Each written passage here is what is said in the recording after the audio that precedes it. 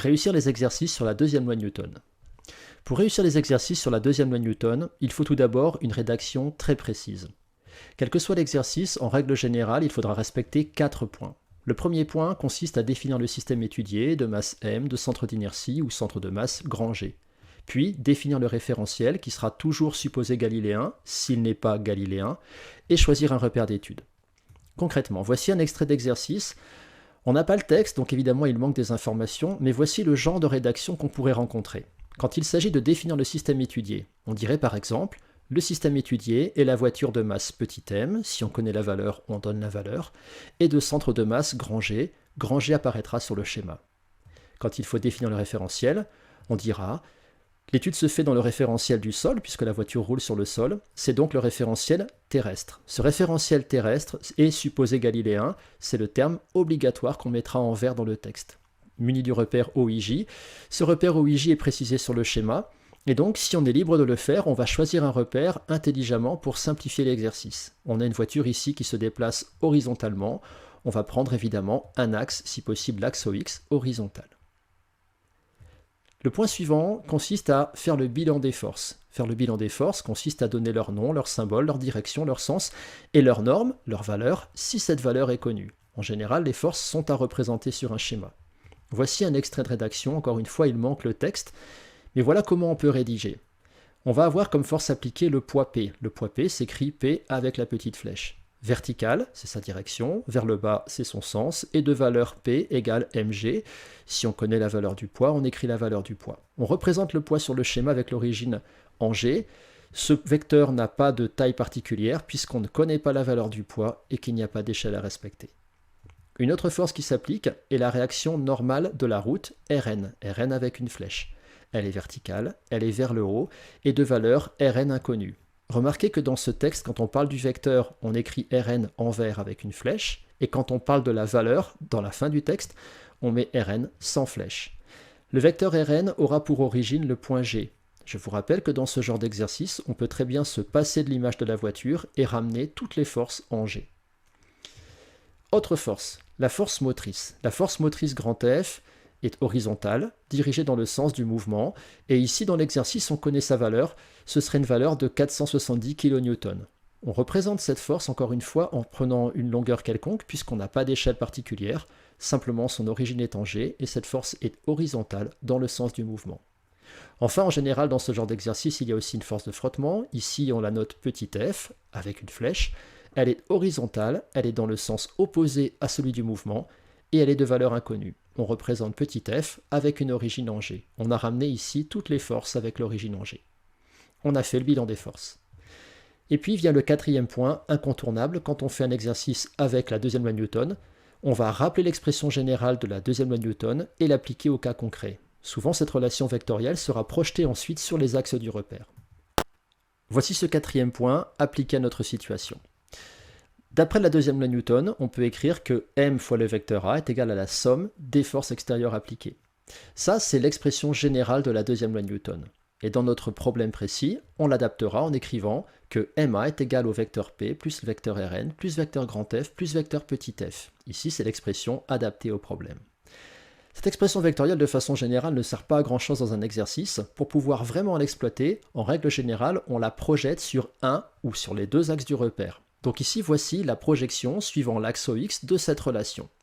Par projection suivant l'axe OX, on va obtenir MAX égale PX plus RNX plus grand FX plus petit fx. Remarquez que dans cette écriture, on a repris l'expression précédente, on a enlevé toutes les flèches des vecteurs et on a mis à côté de chaque symbole X en indice.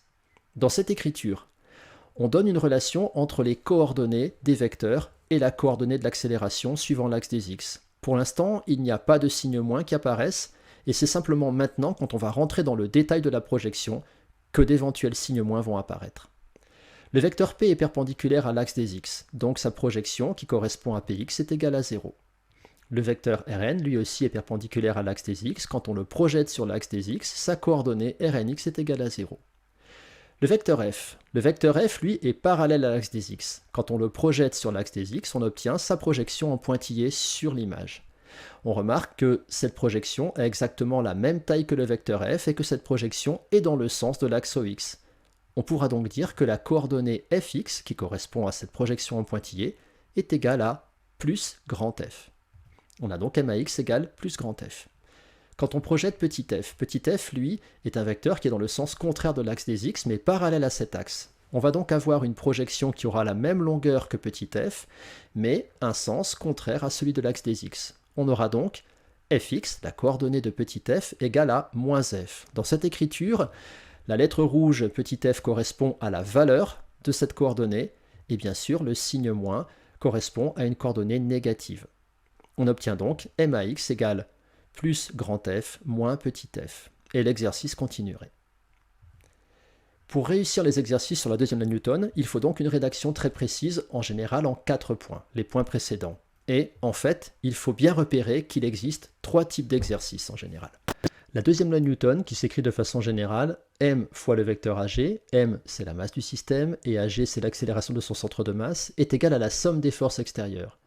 Le rôle de cette loi, c'est de faire le lien entre accélération et force. À partir de là, dans les exercices de mécanique, on va pouvoir trouver 3 types d'exercices.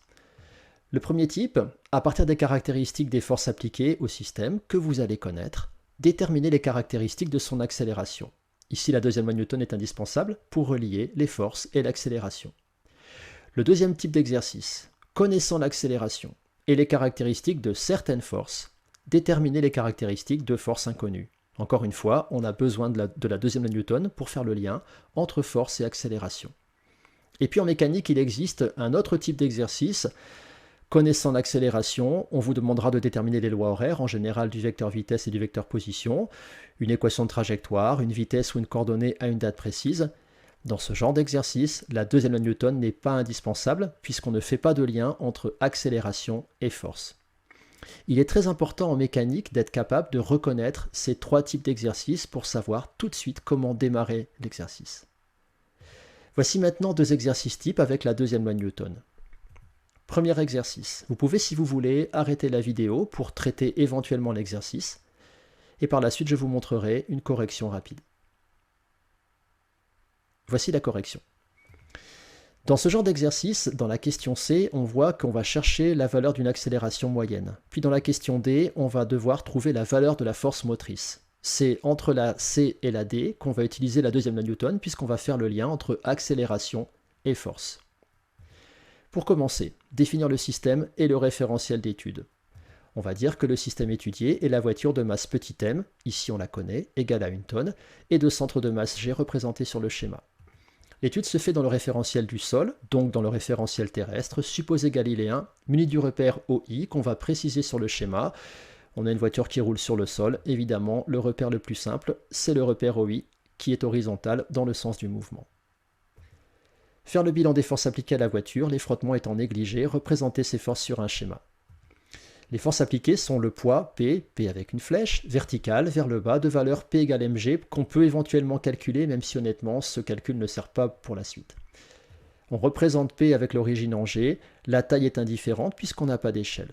La deuxième force est la réaction normale de la route, Rn, verticale vers le haut et de valeur Rn inconnue. On représente Rn avec l'origine en G.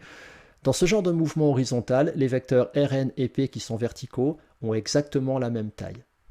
Autre force. La force motrice F. F horizontale, dirigée dans le sens du mouvement, et de valeur F inconnue. On représente encore une fois F sans longueur particulière, puisqu'on ne connaît pas sa valeur et il n'y a pas d'échelle. À partir de là, déterminer la valeur de l'accélération moyenne. Dans cet exercice, ce sont les données de l'énoncé qui vont permettre de calculer cette accélération.